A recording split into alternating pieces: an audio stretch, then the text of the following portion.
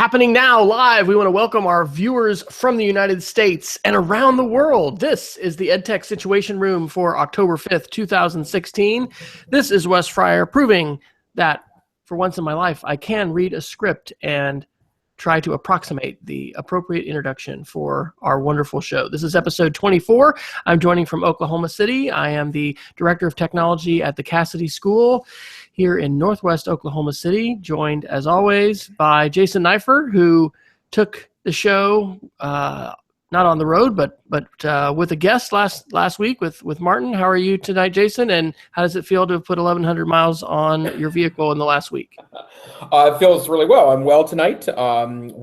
First snow is dropping in the state of Montana. I drove through a mountain pass this afternoon on the way back from some site visits in southeastern Montana. And as you mentioned, in the last 4 days, with a colleague of mine at the Montana Digital Academy, where I am the assistant director and curriculum director, we put 1,100 miles on a rental car the last few days visiting sites. But I got to see some wonderful country and some really, really, really awesome professionals at some of Montana's smaller schools in particular, and how they're using both online learning in regards to my program, the state virtual school in Montana, but also how they're making ends meet with the resources they have available to them, which is one of the things I've always really loved about Montana teachers, is they are a very resourceful bunch. So it's been really great. So I'm looking forward to talking about our issues this week. There's a lot of interesting things going on in the EdTech world. And Wes, do you want to go ahead and get us started with an article? I will. We've got a couple live viewers tonight, which is exciting, and point everyone over to our website, edtechsr.com, where you can click the links button at the top and access all of the show notes that we're going to be discussing. There'll probably be, as always, a few that we don't get to, but there's quite a bit about Google. I guess one of the ones I appreciate you grabbing this, or maybe I did, I don't know, from past shows, but we've just had our state educational technology conference the last 2 days here in Oklahoma City, and we had Shannon M. Miller from Van Meter, Iowa, and now Denver, Colorado. She's actually kind of living both places as our keynote speaker, and it was just fantastic. One of the sessions today was by Andre Dowdy, who is a great instructional coach and now full-time consultant, and he was talking about the election. It was a PBL session. You know, what a great opportunity for us to, be talking about relevant events with students. But this article from Fast Company, which is actually about a month old now, it's from August, but it was saying that educators are afraid to teach civics. 43% of K-12 educators are, quote, hesitant to teach about the election, and more than half, quote, have seen an increase in uncivil political discourse in their schools, according to the Southern Poverty Law Center. So it is really important that we find ways to talk about current issues and current events. You think that's happening in Montana, Jason? Are you guys aren't at all politically polarized up there, are you?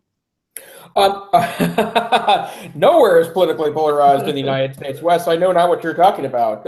Montana is probably best described as a purple state. We oftentimes, at least in the last 20 years, will often defer to Republican legislative majorities in our House and Senate.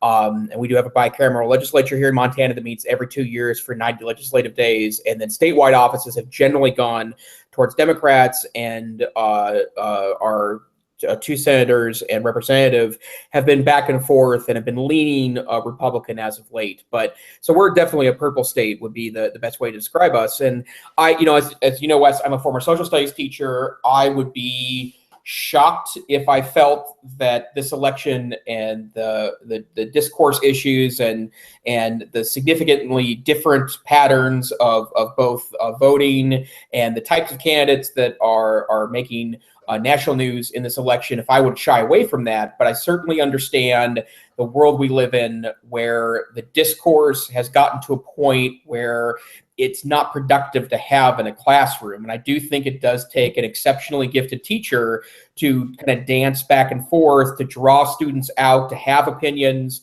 also to express those opinions in a positive, meaningful way, to make that an educational event for all. I was teaching in a classroom in 2000 when the Bush-Gore controversy was definitely firing up. I was in the classroom on September 11th, 2001, and the subsequent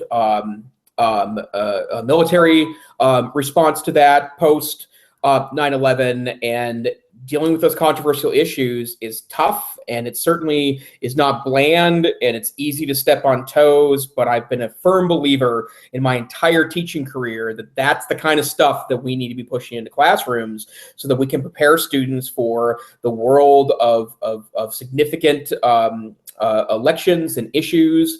And whether you are a Trump fan or a Clinton fan, whether you hate Trump or hate Clinton or hate them both, the bottom line is we as a civil society have to be able to discuss these issues, and then in November go to a ballot box and vote our conscience, vote our thoughts and feelings and desires, so that we can then have a productive democracy. Remember, there are not a lot of presidential systems that have survived in the past 200 years. We are a unique system with our legislature and our executive chief. That is not a phenomenon that survived around the world. And one of the reasons why I think it is the case is because we have a thriving and very interactive democracy, not necessarily between you and the government, although I do think there's plenty of opportunity to interact there, but between you and others that are engaging in their constitutionally protected right to vote. So that's a lot of ranty language there, but I do believe that, then I've read the article suggesting that it's been tough for schools.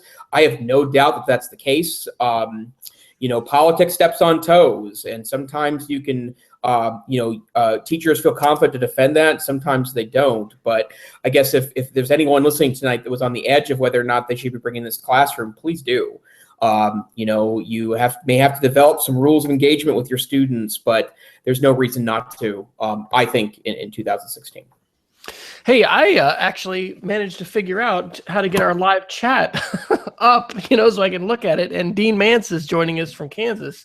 So Dean says the election could be an amazing infographic for a government class wanting to take on the project. That is true. I've actually been into infographics quite a bit more, and I think we need to push that for visual literacy and digital literacy. And I think we're probably going to spend the majority of our time tonight maybe talking about the Google event and the Pixel and all these other exciting Google announcements. But we've got a number of articles about the surveillance state, and we did just put in a proposal for ISTE to talk about digital citizenship in the survival state, or the survival, maybe it is a survival state, the survivalist state, in the surveillance state. And we kind of got a challenge from Martin, who was the guest last week, to maybe have a show where we talk about that. But anyway, we'll get more into that, but just a little teaser. But I went with the family and we saw Snowden this last week, and there's really important work for us to do in the realm of citizenship around technology, around privacy, around surveillance, around a lot of different things. Right. And let's also be clear that technology does enable you as a classroom teacher to bring in a lot of diverse voices that aren't necessarily even political voices, but I'm a fan of data journalism. I think that's becoming an important part of the journalism I consume as a news and media consumer. Nate Silver's 538 website is an excellent data journalism site. The New York Times has an excellent election data journalism site. NPR has been working on doing election forecasts based on current polling, and know that there's lots of ways that you can have students engage in this election without necessarily dragging in some kind of overwrought Clinton versus Trump debate. Rather, you can look at it from a number of different angles that probably has some connection to your content. The statistical analysis that happens by the data journalist folks at the sites I just mentioned is an extraordinary way, I think, to engage in the election without getting too deep in the minutia of the day-to-day of politics. That data is important information. So do that, very much so. And data analytics is ginormous, right? It's just going to continue to be huge in terms of something that is affecting our lives, but it's also a career opportunity, and it ties in with a lot of ways. And we need to be discussing these issues, but we also need to be looking at the ways in which there are important analytical and digital literacy skills that students can cultivate and should be cultivating, not only to be savvy citizens, but also potentially to, have jobs and be able to constructively create and shape the media environment and the information landscape, whether you do that professionally or you do that on a very amateur basis, as we are doing here tonight. So, Jason, you want to take us to the next article and maybe dive into Google, or you want to go somewhere else first? Sure, let's throw the Google out here and see if this strikes a chord with either of us. And I'll give you a hint. It strikes a chord with me. So there was an event yesterday. I unfortunately did not get to see it live as I was off doing site visits, but Google announced several products yesterday as expected. I will say that there's been a number of articles in the past 24 hours from prominent tech journalists and blogs suggesting that the important parts of this announcement were lost because of the leaks that have been popping all over the place in the last 3 weeks. And so a lot which was announced yesterday was not that big of a surprise, minimizing maybe the impact of some of these products. And something that I wanted to look past a little bit, and part of this is because I've been talking with folks, hat tip to Martin, about maybe missing some of the important parts of the Apple announcements a few weeks ago related to the new iPhone 7.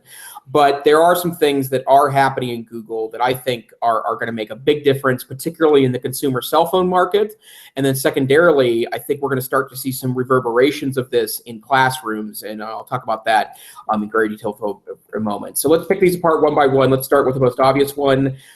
Google, since they've announced Android, have released what they called a Nexus Phone. And a Nexus Phone is a reference model. Sometimes it's referred to as a reference model or a developer model. But the idea was that Google picked a prominent Android manufacturer, whether it was Motorola or Samsung or HTC or Huawei in China, and asked them to produce a phone based on specs that were kind of tweaked by Google. And the phone would be released with what's called a plain version of Android, which means the Android operating system had no modifications for the manufacturer of the device.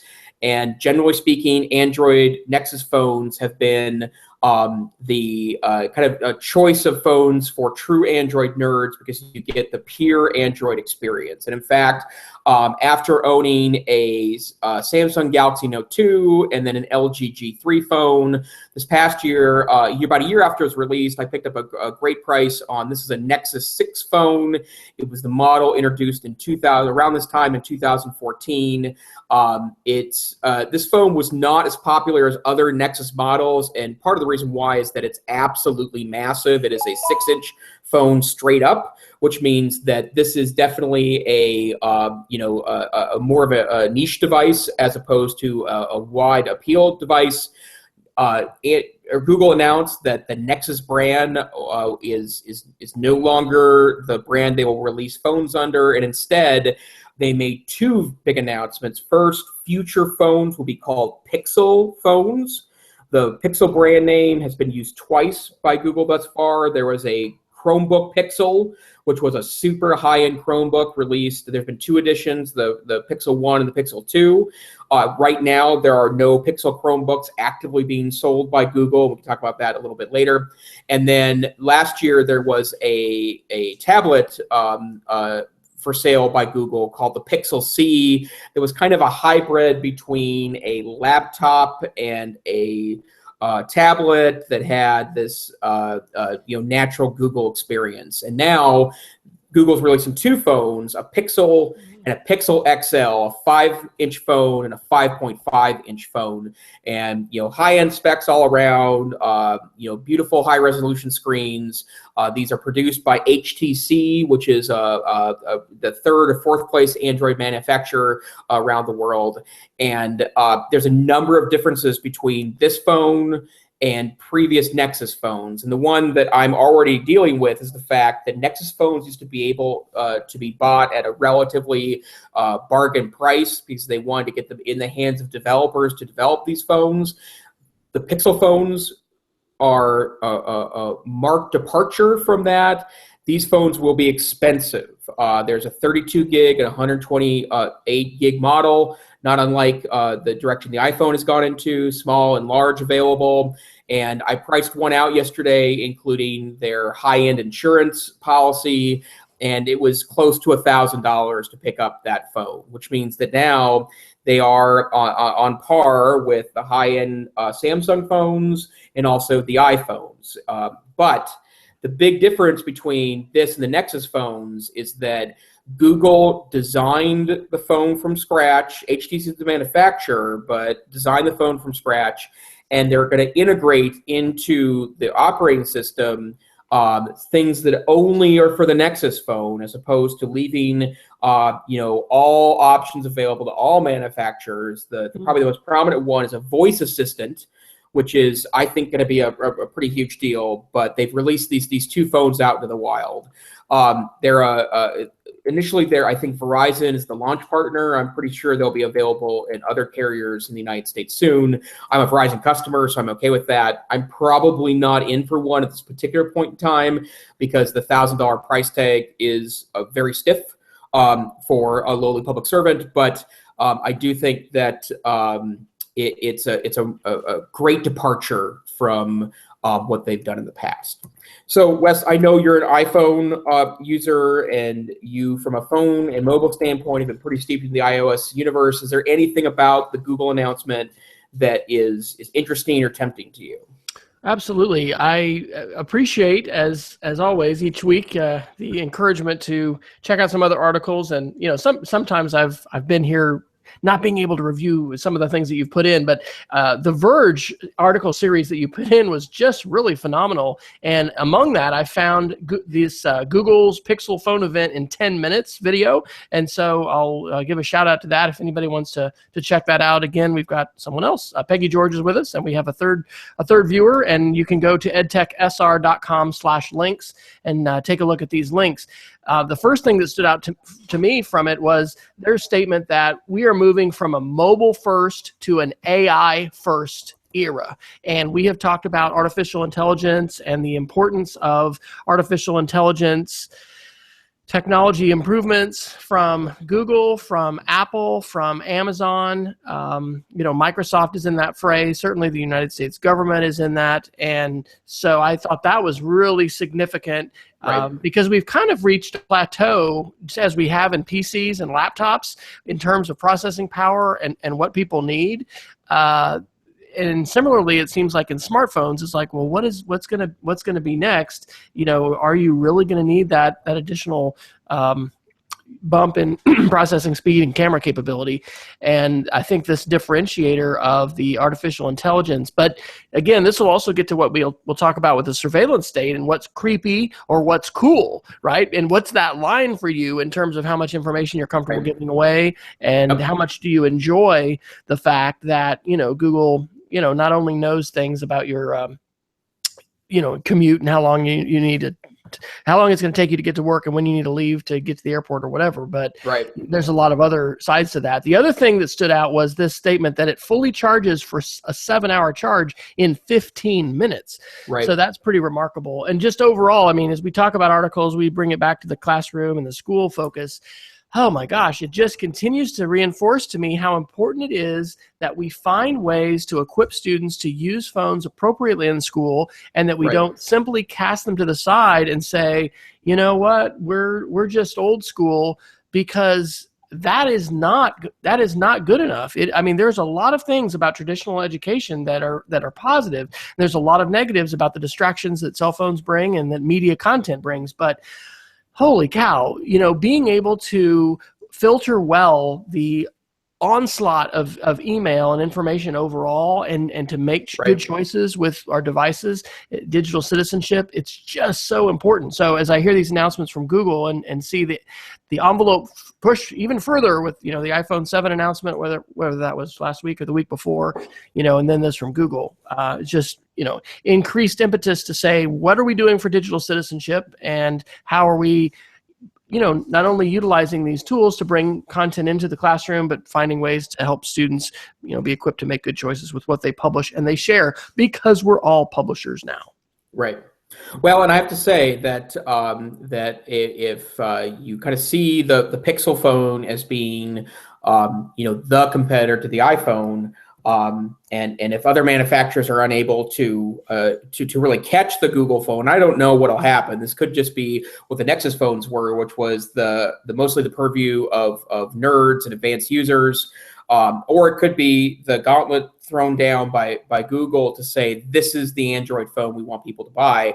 It's interesting that in the same week that Google announces a phone that's really a competitor to the iPhone in a way perhaps most Android phones have not been, Samsung continues to fluster over the battery explosion situation with the Galaxy Note 7. There was an article today that I only read the headline in the first paragraph, but apparently a replacement Galaxy Note 7 today forced a Southwest airline flight to land early because it started smoking, which is just terrifying that the replacement phones are also in that situation. Of course, we're talking about a very small minority of these devices, but it's a fortunate situation that there's clearly an issue with that device, and it's probably not fair to not buy any Samsung phone at this point, but it's definitely going to impact sales. So it could be that we're down to really just two competitive phones. There's the Pixel phones and there's the iPhone, and they throw down,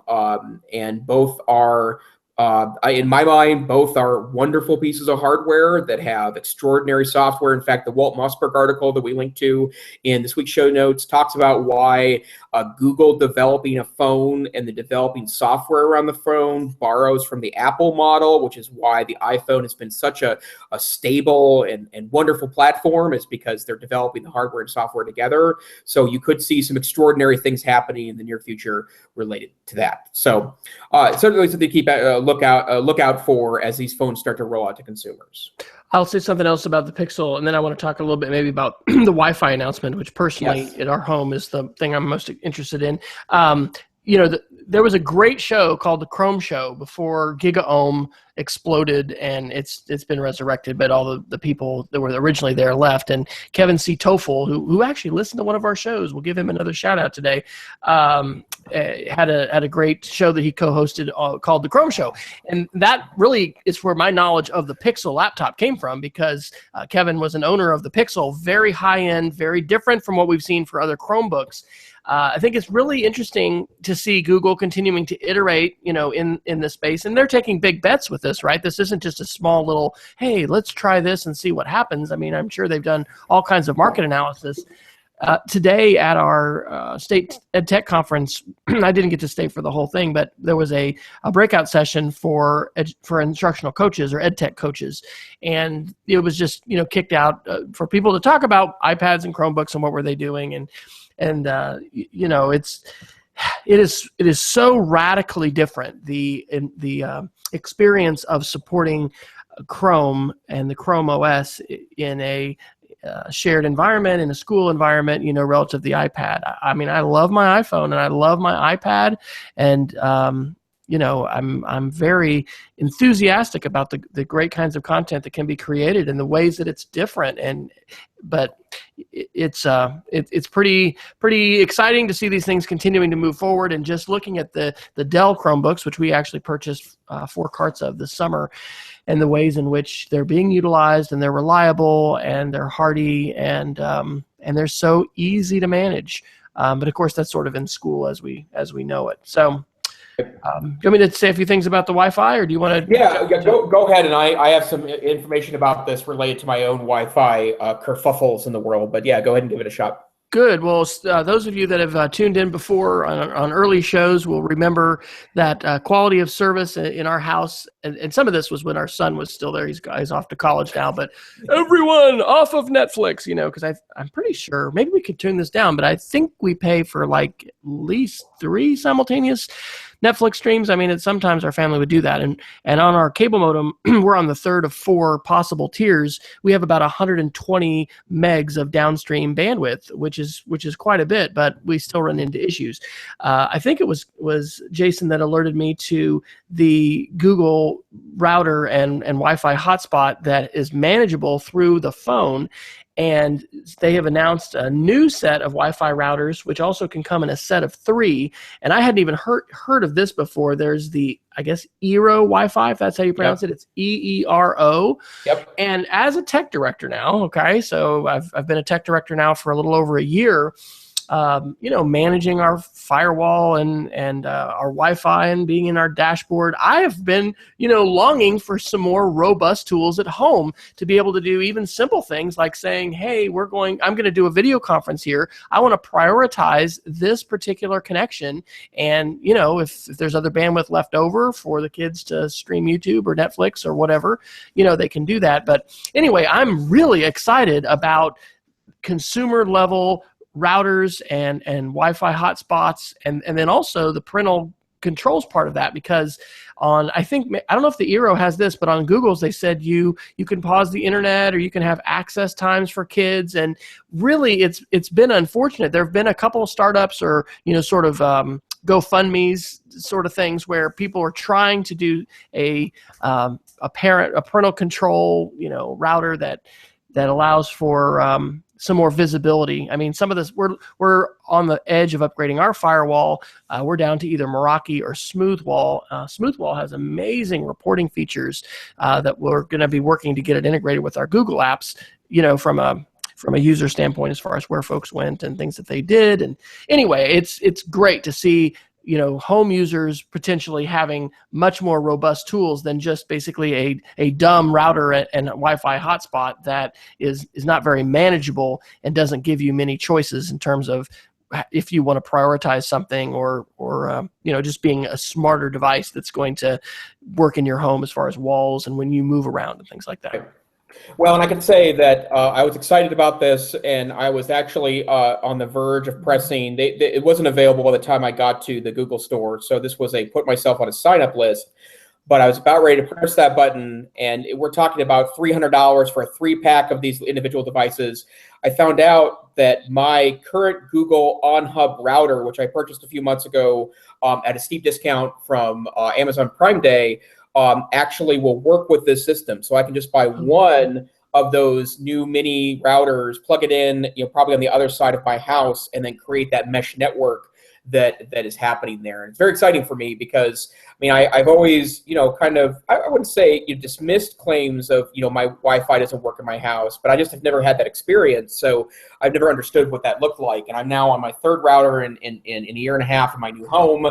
There's something in this house that eats Wi-Fi signals. And I've done a lot of research on it. Nothing seems to be working, but we did set up a 2nd router at one point that was actually presenting to users as a 2nd Wi-Fi network. And that worked out pretty well. But if I can create a mesh network, that would be super awesome. So I'm very much looking forward to that. And I think anything that is plug and play, easy, but still maintains security and does the things that Google is famous for, like updating devices, I think it's going to be a real winner. And I hope that consumers latch on to that particular product.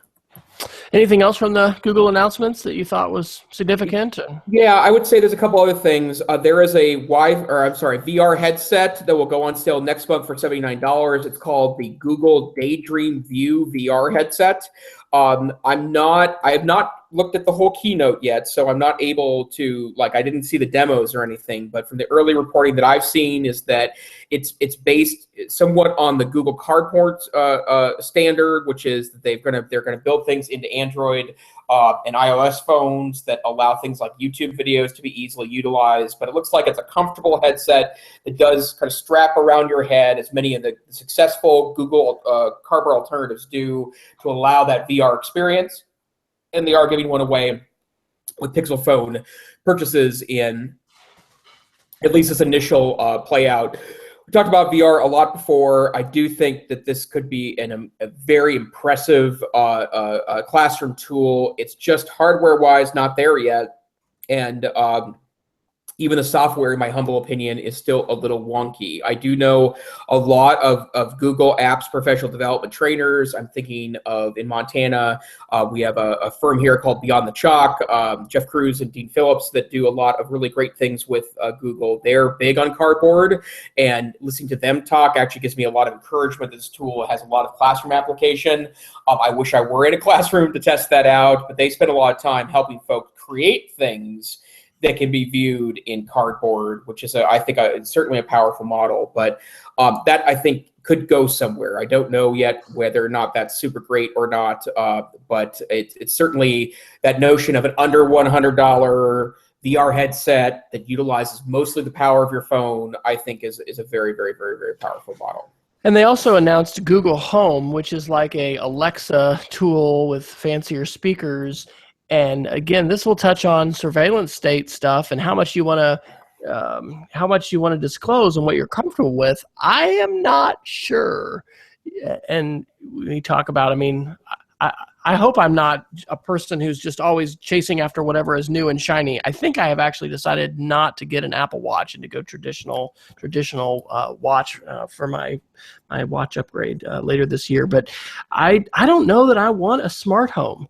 The hackability of that and the listening factor. I spent 45 minutes or so today going through, because of a Good Note to Self podcast about this ProPublica campaign called the Black Box, to try and help people see what Facebook knows about you and then taking some control over that.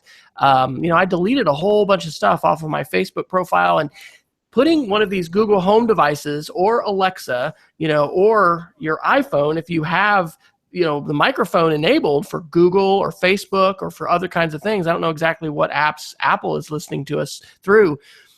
I mean, can you take that stuff away? I mean, even when I was deleting things on my Facebook profile tonight, I'm like, okay, so it's not going to show up my profile, but Facebook knows, right? Like I at one time clicked that I liked, I don't know, there's all kinds of different things, and you're feeding the machine as far as what they know about you. And so, and we'll talk more about that. But anyway, are you going to go? What are you going to do, Jason? Do you have an Alexa, and are you going to get a Google Home and then be able to tell Google verbally all your life secrets? Right. Well, as you know, Wes, I have an interest in this particular topic from a research standpoint. It's also something that I have avoided the Alexa, despite hearing from trusted friends that this is a positive and a well thought out platform. I've avoided the Alexa partly because I don't really have any interest in becoming too steeped in the kind of sub Android universe as part of Amazon. Not that I don't use Amazon, because you could see that the UPS guy actually pausing by my house every day because he would expect a package to show up from Amazon almost every other day. But it felt like that I was getting too involved in a subset of Android apps when I wanted to stay mostly with the Google store. Well, this Home came along, and I've already pulled the trigger. It's back ordered a few weeks. I expect it to be here probably before the end of October. I think it's a brilliant play on the part of Google, and I think that it's going to really make a big difference to have one of the two major platforms, either Google or iOS, have access to applications. And you can imagine, not unlike the Alexa platform, which talks to a number of applications and services, that Google's going to jump on that, appropriate that idea from the Amazon universe, and do really amazing things with this technology. And I want to witness this. I think that the number of accounts I have that are all synced to this device are big deals to me, and if I can access them via an open voice, I think I'll be here. And in fact, I believe so strongly in it that I did pitch this to my wife. I knew that, and one of the reasons why, and I say it as a joke, but it's also kind of true, that the reason why I hadn't bought an Alexa to this point was I valued my marriage. And the bottom line is that that's, I could see that being super annoying. But the Google thing is going to have access, I think, to a lot of application-based data. It's going to have conduits, I think, to databases and other pieces of information personally that's going to make it a really useful device. And I'm super excited about it. I think this is going to be an #1 product. We are living in an incredible time of transition with this stuff, right? And when you look at a Star Trek episode or movie or other kinds of science fiction, even that Corning glass ad that came out a while back as far as the future, with the home and all of these things, if this podcast gets preserved somehow and people, listen to it years from now. I mean, there's a lot of things that are going to be absolutely taken for granted, I think, in 10 to 20 years, that right now, for instance, having a device that you just speak to. And so these channels, these devices they're not here yet in terms of, it hasn't become normalized, but the creativity and the imagination of people to do things. And of course, it also is corporate, and people are going to harvest information, and there's that whole side of it too. But it is going to be amazing to see what kinds of things are developed for this, and they're created. So it's going to be exciting to hear you report on that, Jason. Perhaps by Christmas, will say probably we will do. You're on the Google router Wi-Fi as well.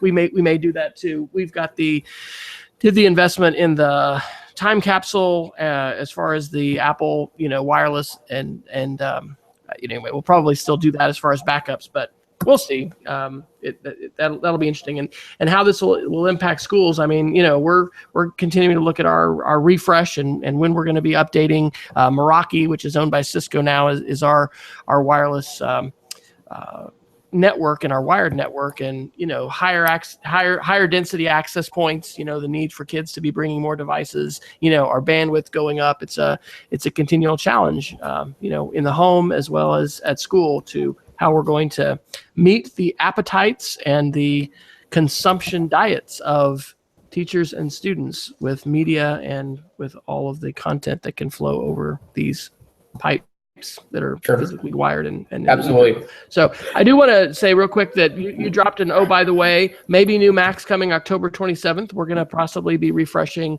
Macs. We will be refreshing some Macs at our school this year and next. So that's exciting. And what I hope is that they'll have a security port on more than just the Pro version, because that was something we discovered recently, is that neither in the MacBook, which I'm using for my side back channel here, USB port, but no USB-C port, and headphone jack, but no, security port. And even the MacBook Airs have not had a security port, and that's been a big deal for our teachers to need to be able to lock them down. So right, and I will say that the exciting part about a potential Mac announcement for me is that I was left a bit disappointed by the iPhone event this month last month, because I'm not an iPhone user. It's not, again, nothing against it. It's just not my current platform. So I was unlikely to update to the 7 or the 7 Plus. But I am a MacBook user, and I am an iPad user, and all those platforms in my life are dated. They're not necessarily mandatory replacement cycles. I'd have to be tempted quite a bit, but I am excited to see where the MacBook is going. And there's all the indications, all the third-party reverberations about the Mac itself suggests that there's probably a new form factor coming, and I'm excited about it. I think it's a really, really, really exciting time, and I'm hoping that the good folks at Apple, don't disappoint and provide us some interesting fodder for that platform. That said, let's be honest about something. The MacBook Air, there's plenty of things that are dated about it, but remember, they were the flat, thin laptop before, years before Dell or HP or Lenovo made their way into that space. So you could certainly argue that it's time to go the next step, but they've been in this business a long time now. So, they are certainly, in my mind, still very much the market leader at the super thin or super portable laptop. And this isn't on our list, but it is Mac related, so I'll toss it in. Jason had mentioned a few shows ago that Keynote on the Mac had not been updated in a long time, and PowerPoint had kind of superseded it. Well, today was the first time that I have used this feature, and maybe it is an iOS 10 feature in Keynote, where we had an iPad plugged into the HDMI projector, and then on my phone I had Keynote running, and I had paired those with Bluetooth, and so I was able to remotely run my Keynote. And there was also a Keynote Live feature, so that people could go to a web browser and be able to see that live if you wanted to send that. So yay, Apple, updating Keynote and not just letting it languish. And I need to dive into that more. But this is the first time, because I've needed to do that before, and I've tried to use a remote app and things didn't pair and it just didn't work. And so anyway, it worked pretty wonderfully today. The only weird quirk was we embedded movies into the keynote, and sometimes when we tapped them, they would jump out to the web and jump over to Safari. And we had to do a few things, but overall, we're pretty pleased with that. So, Nice. Where do you want to go next? Let's see. Lots of interesting things in the news this week. Let's talk about Twitter for a second, because I have a sense of, and part of it's because I've been involved in Twitter in context of the election quite a bit. I like to read Twitter during, for example, the presidential, vice presidential debates. But two things that struck my eye in the last 2 weeks related to Twitter. First, Twitter does have a model now for what they're calling expanded view tweets, which allow you to exceed the 140 character limit on some tweets. I necessarily can't wrap my brain around that. Like, you can certainly go past the character amount and then be able to have people click something to expand that. I've not seen a lot of tweets from users that I would follow regularly to do that. And obviously that's dealing with one of the great limitations of Twitter, is that the character limit does add efficiency to the process. But one of the things that I found frustrating is that education chats have taken over Twitter. It's a really critical part, I think, of this as a professional development tool. But what I found is that it's a really easy to agree with someone on Twitter. It's very hard to disagree with someone about Twitter and not come off as kind of a jerk, because disagreements, polite disagreements, are nuanced oftentimes, and it's not a "you're right, I'm wrong." It's a maybe we should reconsider this issue from these points, which is a pleasant and also eloquent way of doing that. Whereas in Twitter, it's basically like, "You're wrong," and calling it good. And I found that it's really easy, especially in Twitter chats with teachers, if you're agreeing with everyone, it's awesome. Like, "Yep, you're right. Here's a small example of that." But when you want to have a detailed discussion and maybe disagree, but be not disagreeable, then you have to, it requires a more delicate balance than that. So I think that particular feature is a good one. Hopefully they're going to get better with the threading. That's what we need, is to be able to see context and see several things. And Twitter has gotten better about that, but it also depends upon how you reply, whether you're replying to that tweet in terms of whether it groups them or not. I'm just reminded of how important limits and constraints are. And from a school standpoint, we've been doing it for years with haikus and other things, asking students to be creative inside a box. I don't know. I'd love to know how many classrooms in America, are using Twitter. Or how many teachers? Somebody's got to have done this study, right? Maybe you're going to do the research for this, Jason. How many teachers in America are using Twitter for themselves? That's a growing number, obviously, but probably a much smaller number using it for the classroom. And I'm not saying you necessarily have the kids directly posting to Twitter, but being able to share information within a confined amount is. I would be really upset if Twitter just did away with it. So I guess they're trying to iterate. Overall, I wish they could just be successful as the company they are, and not have to, all the stuff about, fundraising and then Wall Street expectations. And I don't know. It's just Twitter is absolutely one of the most important communication platforms in my daily existence.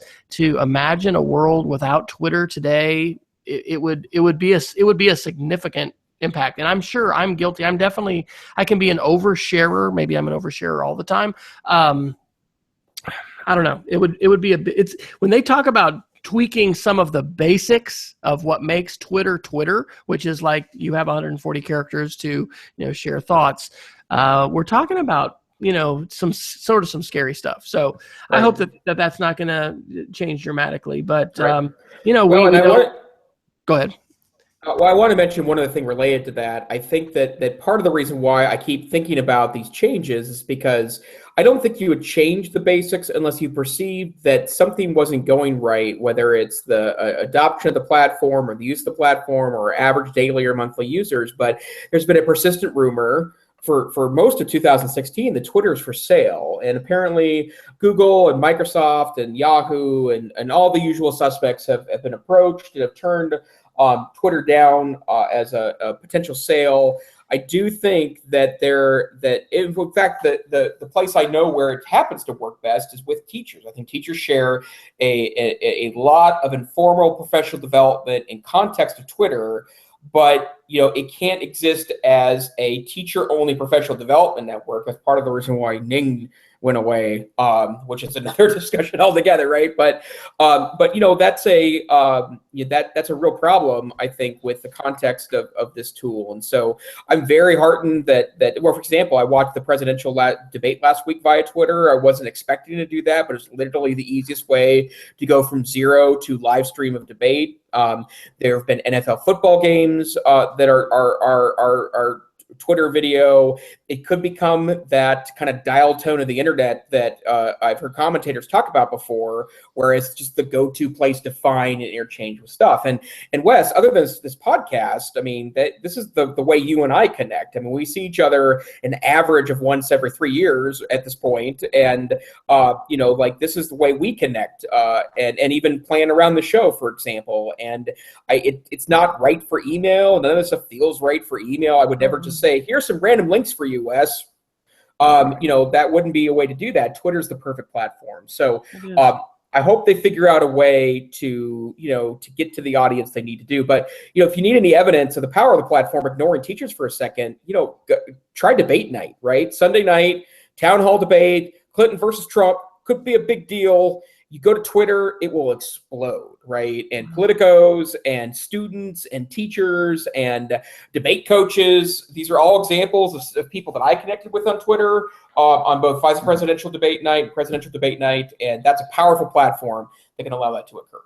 I'm a big fan of Clay Shirky, and I'm reminded of just, his book, Here Comes Everybody, but just the power of social media. And I don't know if I heard him say this or someone else. I mean, there are reasons why these tools are blocked in countries like China and Bahrain and Pakistan or Iran. And so thankfully, we still are differentiated in the world in the United States by many of the freedoms that we enjoy, and it is really important that we exercise those freedoms. And there's a whole lot of positive to that. So I wanted to get a little bit to some of our surveillance state articles. I know we're not going to be talking about 10 of them, but we haven't done this in a while, Jason. You're going to need a Geek of the Week, by the way, so you might toss that in here before we get to the end of the show. But we've done sort of like an oblique fact, or I don't know. We don't have a good name. So Dean and Peggy help us come up with what this is, because this is just like sort of a non-EdTech news fact that's kind of fun or a different story. And then these don't necessarily have themes. They've just been kind of random. But I've observed, and that I'm not doing this project now for school, but in UConn, where I was previously, we did just some short teacher interviews, and some of what we asked people was about their A side, sort of their professional, how'd you come into teaching, and what do you love about teaching. But some of that also was the B side, like what's something most people don't know about you, that's kind of interesting. So this is a technology related thing, but if we think about the oldest tech devices that we have in our house, I still have a Mac SE30 in our garage that I will not part with. I mean, I know it'll still boot up, and I think I've still got an ADB keyboard and mouse, that would run that sucker. Oh my gosh, what a great little machine. My wife would love me to throw away a ton of stuff that we've got. Some old, colored purple, grape colored Mac that we've got, I think, under the stairs. And I don't know if I entertain these visions of someday having a museum. I've got a first generation iPod, show the kids, look, kids, it was a spinning hard drive. Look at that. No solid state technology. And this was the click wheel. I'll show that to my grandkids. That's probably why I'm going to keep it. All right. So what's your off the links page fact for tonight, Jason? Well, I'm planning a trip, I think, to Europe. So I think I mentioned in an earlier podcast that because of my health issues last summer, which sounds vague, I had a kidney transplant last summer. Long story discussed in an earlier edition of the podcast. I was for a year prevented from traveling overseas because I was looking for evidence of rejection and on some pretty serious anti-rejection meds. Well, I'm still on those meds, but it's managed now, and I'm healthy and alive, and I have a nice pink hue in my skin. So it's time to leave the country again. And my wife and I both love to travel, and so we're looking at a number of potential trips. But we may spend Christmas in Eastern Europe this year. We may go to Cuba as soon as Alaska Air starts a daily flight to that out of Los Angeles, and we may also go to Sweden, where a teenager named Albin lives, where he will be a foreign exchange student that lives with us in Missoula, Montana next year. So we're excited to be travel planning, and there's just nothing more hopeful and delightful than travel planning. So we spent several hours on Saturday literally checking prices and looking at what we could buy with airline miles and what would cost otherwise. And travel planning is just so wonderfully charming. So yes, so travel soon. In our day of immediacy and everything else, yeah, the pleasure that can be derived not only from the trip itself, but from all of the anticipation and planning that, goes into it. Definitely a big deal. All right, well, we need to talk at least briefly about some of, these articles about the surveillance state. First thing I want to point out is, and I'd love any feedback or thoughts that any viewers have for this session, because hopefully this will be accepted. We've put in for ISTE, our International Technology Association conference at the end of June, a session called Digital Citizenship in Our Surveillance State. And there have been a host of different articles that we've talked about. For the description, less than 50 words, the revelations of Edward Snowden about mass surveillance continue to inform discussions about privacy, cybersecurity, counterterrorism, and digital ethics. How can these topics fit into discussions about digital citizenship in the classroom? Join Jason Neiffer and Wes Fryer to take the red pill and delve into these issues, for those of you that are Matrix fans. So you can take a look at that, and it could be something that ends up being a panel. I honestly haven't seen a tremendous amount about that in digital citizenship when it comes to surveillance state. There definitely is stuff as far as privacy, but I want to give a shout out to this ProPublica really series of articles called Breaking the Black Box, What Facebook Knows About You. They've created a free Google Chrome extension that you can put on. Really, I didn't find it that helpful. It just kind of said, you probably like this because you liked this page. But I did get into some of the other privacy settings. And so anyway, it's pretty, it can be eye-opening. And when you think about Facebook, I think not that long ago, I put all of my past jobs and years in thinking, oh, I need to have my resume here. And I really don't. I mean, I've got my resume on my own website where if somebody wants to look at that, they can look at that. But when you consider, well, number one, there's the whole marketing side of this, right? Is that companies are wanting to get this information so they can, give targeted ads. And maybe at some point that's nice because, yeah, I am interested in, buying a new Wi-Fi router or something. But on the other hand, it can be irritating if you happen to click a link and you're like, why am I always seeing ads for this, that are going to follow me around? The other thing that it assumes, and I want to give a huge shout out to the Snowden movie, because our two girls and Shelly and I went and saw that a couple days ago. Really important movie. Now, it actually is rated R, and when we saw that, I mean, we've not ever taken our youngest to see that. There was a part that we were covering her eyes. The F word is used about 20 times in the boot camp scenes, and I think that's a part of it. But this movie and understanding what Snowden revealed, and I think I can say this with good confidence now, the public service that he did to our nation. I was listening to a podcast today called by an author who has written a book called Forever War. I mean, we're in a situation since 9/11 where we've been at war, and it hasn't stopped, and it doesn't appear to be stopping. And so the things that have been done in the name of national security and fighting terrorism, have been sobering to this point.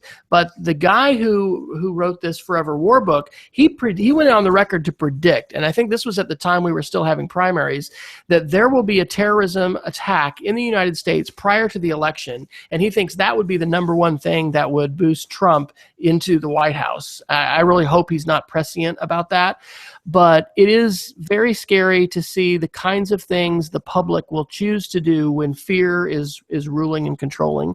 And so anyway, the Snowden movie is really a great thing to go see and to talk about. It connected dots for my wife specifically, who she hadn't really understood what Snowden did and his role, and she's heard about him, but I think there's probably a lot of people out there that might not connect those dots. So what do you think, Jason? Am I out to lunch? This isn't important at all in the realm of citizenship? No, I think it is, and one of the reasons why that I was excited by this pitch of a topic, Wes, for ISTE, is that I do think that it's not to wring your hands in panic, but rather to have a whole sense of what you're getting into when you utilize technology, or when you make decisions on behalf of your students to utilize technology. I think you need to be aware of this situation. And, I and myself, very comfortable with putting my personal information in the cloud. I, have been using a Gmail account since nearly day one of the service. I have a lot of information stored in there that, I don't know how embarrassing it would be, but, knowing that I swear like a sailor when I talk to my wife online and stuff, that, that's something that I guess could be kind of weird. But, the bottom line is that I have a lot of trust in that, but I also know that there are implications to that, and that I have to be careful, and that financial, political, personal decisions are very much a part of what I have to keep in mind when I'm thinking about these pieces. And I have not seen the Snowden movie yet. I am looking forward to it. It's something that's definitely on my must-see list, and I prefer to see it in the theater. But it's an important conversation to have. And, and I don't think in the same way that I don't think it's right to ban your way out of potential risks for tech, it's also not appropriate to either avoid the conversation or avoid using technology, but rather being just cognizant of the situation and understanding, what that means for you and your students is an important part of being a tech-savvy teacher in 2016. Absolutely. Yep. And you are the tech savvy teacher. I wrote a post on my blog recently here called Tips for basically critical thinking and digital I called it digital literacy tips, strategies for online fact checking, and a shout out to Neil Postman and his idea of a crap detector, and just how important it is that we teach critical thinking. I mean, this is huge and gigantic. Whatever your affiliations politically, whatever country you're in, wherever you happen to live, as an educator, seeing the educational process is far more than the delivery of content, but the cultivation of a mind and capacity to be able to think independently and to not completely cave into authority. And yes, it's been said on high, and that means it's true. I mean, we all can probably swap stories of how important it is to not believe everything we read online. And we've had some security incidents at our school here recently, which I won't reveal in detail, but they were, some targeted phishing attacks where, we've got folks that are trying to trick us, and they're trying to trick us for different reasons. Sometimes it's to try to win our vote. Sometimes it's to try to steal our identity. Sometimes it's to try to hijack our computer. Sometimes it's to try to gain access to the network that we're in. And it's just going to become more and more important that we have savvy users that can make good choices, because this week at our school, for instance, it highlights again where that the end user, can oftentimes be the weakest link. You can have a variety of different defense mechanisms in place with your firewall and your policy and your antivirus and all of this kind of stuff. But, when an email gets through, or this could also be a tweet that somebody clicks on, there can be some really huge consequences in terms of ransomware and computers being hijacked that, I don't know that we put this in there, but maybe we did a couple weeks ago. The FBI head said, put a piece of tape over your webcam, right? Did we include that one in the show notes? Yeah. So pretty crazy world. And I'll tell you, I like I've never believed in that paranoia, and sure enough, I was staying at a hotel on my trip this week, a national brand, prominent brand hotel, very nice. I would go back there in a second. It was great, but there was a camera on the television. I don't know why. Didn't know what it was there for. A little tiny one on top, and I don't know if they had some kind of enhanced computer service or something. It looked like a little webcam. Stuck a towel on top of there. Like I'd never seen anything like that before, and I couldn't really figure out what it was doing there. So I was like, you know what I'm gonna do? Bloop, and then called it good. So yeah, yep. All right. Well, let's do Geeks of the Week. You want to? Well, let me do mine, and then I'll let you take us out. So sure. I was very inspired by Shannon M. Miller yesterday as the opening keynote for our Oklahoma Tech Conference, and she shared a host of apps and resources. Her main focus was student voice and how important it is to empower our students and share their voices. But I just loved these apps for musical composition that she shared. One is called MusiQuest, and the other is called Sketch-a-Song. Sketch-a-Song is actually older. I was a kid who, whenever we went to the mall back in the day, was amazed by, there'd always be a guy, it seems like, at the organ store, and he probably wasn't really that talented because he had some kind of rhythm beat going and was maybe just doing one hand. But I always loved that, and am not that experienced or gifted in terms of instrumental music. I did more, choir stuff, but it is really cool, and it is neat to think about. We're doing a STEAM studio this year after school on Tuesdays, and as you think about bringing the arts into STEM and the ways in which, artistic creativity, can go hand in hand with science and with design and things like that. These are cool, and they're free apps. And so my challenge to you, Jason, is to download one of them and create something. And I'm going to do the same thing. So check them out. They are both free, and they're both by the same company that is based out of Denver, Colorado, that is called Edify Technology. And it's compose in color is the tagline of the Sketch-a-Song. So just pretty fun stuff. Awesome. Well, my Geek of the Week is that I want to share a tip that I've given for a couple people in the last 6 months that I've gotten great feedback to say this is wonderful. Chances are you're viewing you're engaging in computing on a laptop and on a desktop machine. The more nerdy of you are probably going back and forth from both, but laptops are obviously a primary desktop platform now in the way people engage. And one of the things that I always tell laptop purchasers is that you want to think about how to be as mobile as possible. And one of the ways to do that is to have multiple chargers for your laptop. Having one at home, having one in your bag, having one at work means that you can just pull your laptop in and out and get it charged very quickly without having to worry about plugging a cord in unless you happen to be remote where you're not in your home space. And there are a ton of generic third-party chargers available. They are oftentimes very low quality. They sometimes provide a way too high or low voltage to a laptop and can literally blow a motherboard or explode a battery. And as we know, exploding batteries are starting to become a big issue in our world as airplanes ban cell phones from certain manufacturers.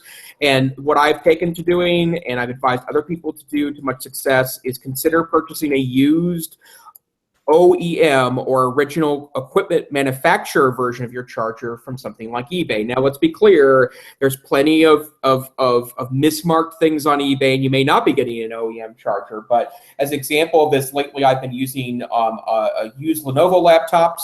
I like them as great platforms. I can buy cheaply from refurbished off-lease sellers. What's been really great about that is that they come with a charger, but I can go to eBay and buy 2 or 3 more. And because I have a couple of Lenovo laptops I do use on a daily basis, I was able to pick up 6 used Lenovo laptop chargers for $20. They were original equipment from a refurbisher, and I now have multiple laptop chargers. So consider buying original equipment used when you buy an extra charger or 2 for your new laptop, as opposed to utilizing a third-party off-brand version, which can be very problematic in charging your laptop. Very good. Well, we'll share where you can find us online, and then we'll wrap up because we've gone just a little bit over. Usually, we're here on Wednesday nights, and you can follow us on Twitter at EdTechSR. You can also check out all of our archives, which we have published as downloadable 32 kilobit MP3 audio-only versions, as well as 360p slightly compressed YouTube versions or video versions from YouTube. And you can find all of that at edtechsr.com.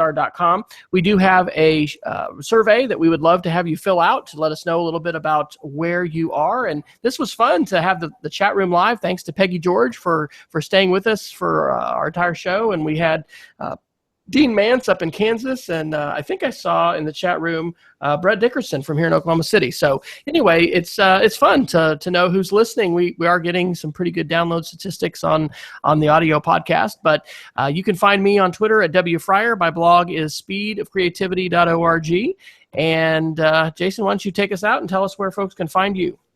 Excellent. I am probably most easily found on Twitter. Tech Savvy Teach is my moniker there.